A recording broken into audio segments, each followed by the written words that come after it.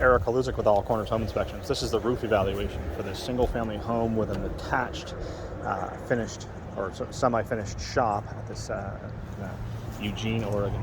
As with all the videos in this report, we would request that you view this video as supplemental to the written version of the report to which this video has been attached. An Oregon home inspection does not include a roof warranty, meaning we make no claims as to this roof's ability to keep water out of the ceiling voids and attic spaces for the living space and shop space below. There are companies, typically insurance companies, that will offer you such insurance policies. Oregon home inspectors are specifically forbidden by the Oregon Construction Contractors Board from making such claims. This roof appears to be in very good condition, all in all. There are some challenges associated with the components, with the components associated with this roof, however. We have a flashing condition at the transition between the front portion of this attached shop and the roof line for the single-family home in front.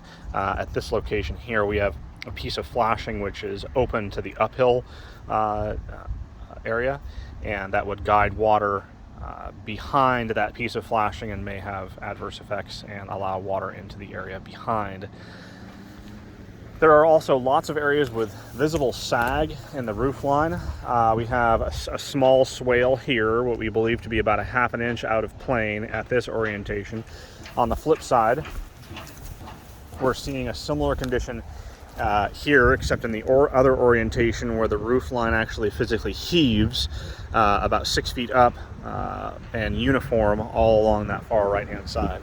Maybe most severely is that the shop roof, we're able to make note of what we believe to be a departure from plane. So if originally this roof line, if we were to sort of string a line from this edge of the roof all the way over to the far end of the roof and pull it taut, that string should be touching the roof line uniformly all across this roof line. If I was to do that now, hook a string here and pull it all the way over there, in the middle of the roof line, we'd probably have an inch, maybe 1.5 to 2 inches worth of gap between the string, because the physical structure of the roof appears to be sagging pretty severely, both at this right side as well as the left-hand side of the roof structure.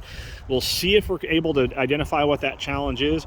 It can be quite difficult to determine exactly what these sort of conditions are, especially if the swale or sag is so gradual that really no way to see.